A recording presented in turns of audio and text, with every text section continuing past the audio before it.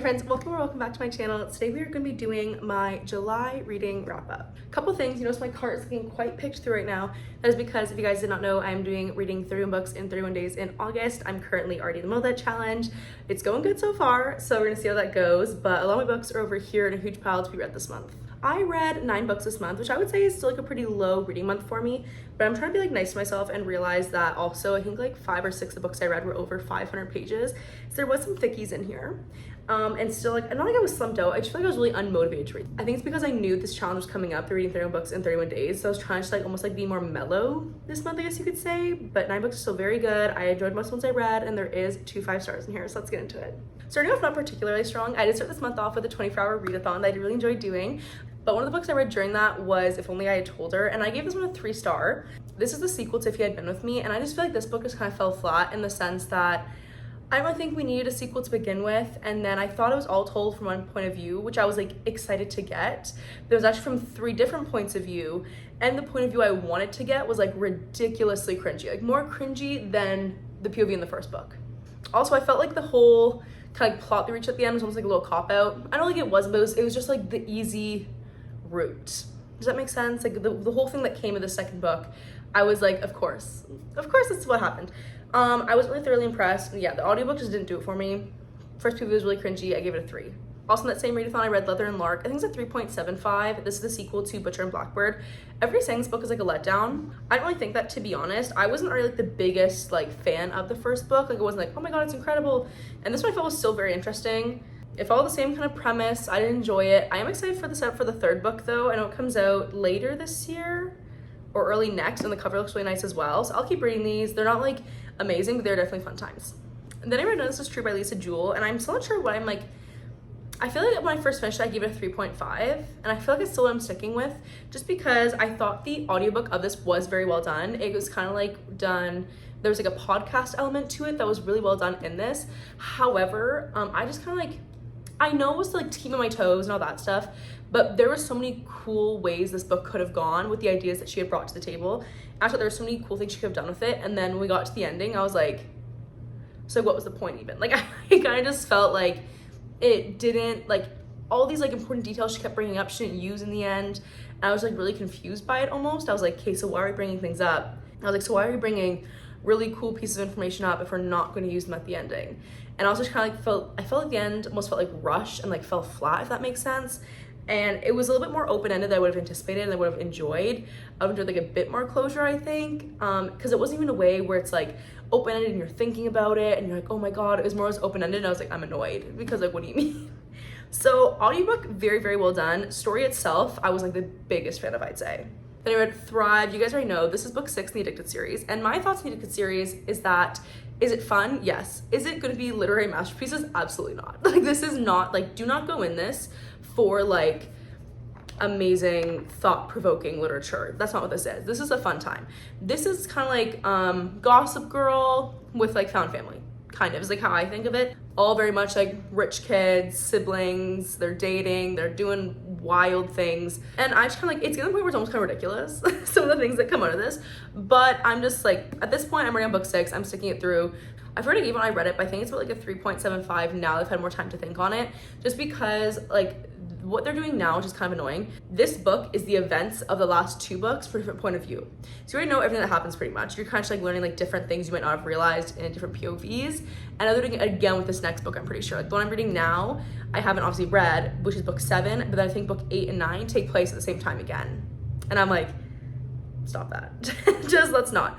But yeah, I'm already this far in, and I do like enjoy the characters, but at some points I'm just like, be so for real right now. Be so for real. Then we ended off that readathon with Magnolia Park's The Long Way Home, and let me tell you, this one was a 5-star, which I was not anticipating, because Magnolia Park's, just the first one was a 4-star, and then Daisy Hates the 4.25. This one was the same kind of way where kind of like up until like halfway, I was kind of like, okay, like I get it again. It was the back and forth, it was the toxicity, like things I'm not like the biggest fan of. Then almost the same thing happened as in the first one, where like as the ending kind of unraveled and as things were being like revealed, I kind of was like sucked in, and I didn't realize I cared about these characters as much as I did until it was all happening. Almost the same way, like I remember like I was still like, okay, it's good, but I'm just like frustrated for the first like 3/4, and then the last like I'd say like 150 pages, I was just sucked in. And at the ending, I literally cried. I didn't even think I cared that much, but like I literally cried and I was staring at the wall.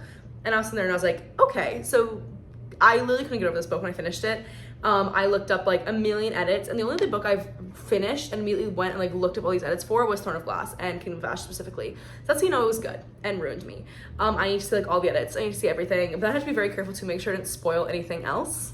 But you best believe the second Daisy Hates book is sitting on my pile for this month to read, but I'm still very terrified of it because I know it's the events of this book, just a different point of view.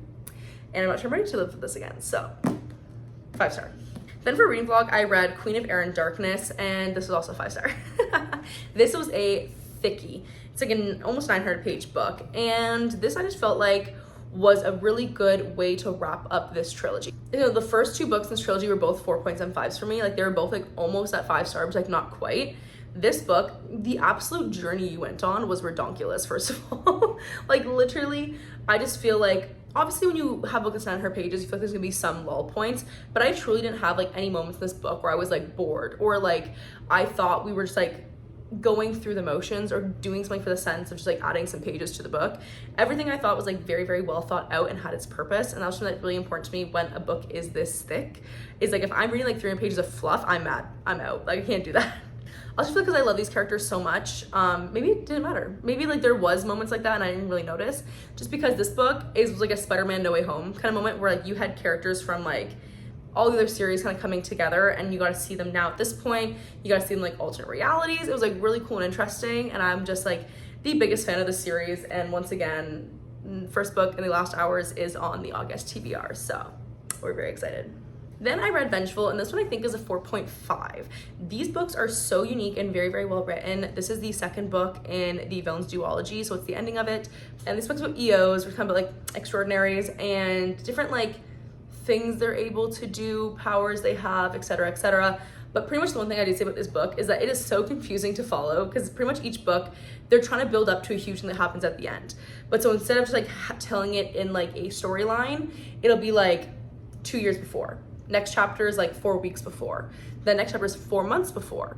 And then the chapter after that's 24 hours before. Like it's very much like you're hopping all over the place and you have to be tuned in. I think it was a couple times where I had to go back and forth and like reread a chapter a couple times, because I would get like 3 pages into a chapter and then be utterly confused because I thought I was still like 2 years before, and then I was like, oh no wait, now I'm 4 weeks before. This makes more sense. Like a year and a half has passed. So definitely should be paying very good attention when you read these. But definitely I'm gonna go back and reread and annotate these, I think, because they're just like so unique, and everything I read by V.E. Schwab I have really enjoyed, except for Gallant. Wasn't the biggest fan of Gallant, but everything else I thoroughly enjoyed. Then I read Mother, Death, and Dawn. This is the ending of the War of Lost Hearts trilogy, and I think this one's like a 4.5. But I'm really mad at myself because, like I mentioned in like the wrap up for the reading vlog that this was in, I watched one TikTok that said this series was the closest somebody ever got to Throne of Glass.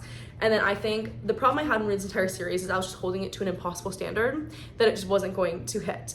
This series was amazing, and I just feel like I judged it too harshly when I read it, because in my head I was thinking I was gonna get those same feelings, and I just wasn't going to. I don't think any series is ever gonna give me the Throne of Glass feelings again, to be honest. Like, just bluntly, like that series is like untouchable to me. So trying to hold a series to that is not fair.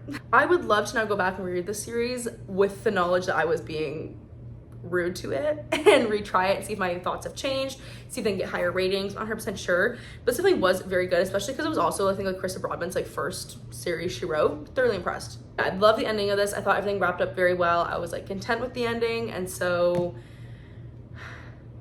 I ruined it for myself. And then lastly, a third 5-star this month. So really I read 9 books and 3 of them were 5 stars. That's like really good ratios. But I did read Firefly Name by Kristen Hanna, and I was very happy because the last 2 Kristen Hanna books I've read, one was a 4.25 and one was a 4.75.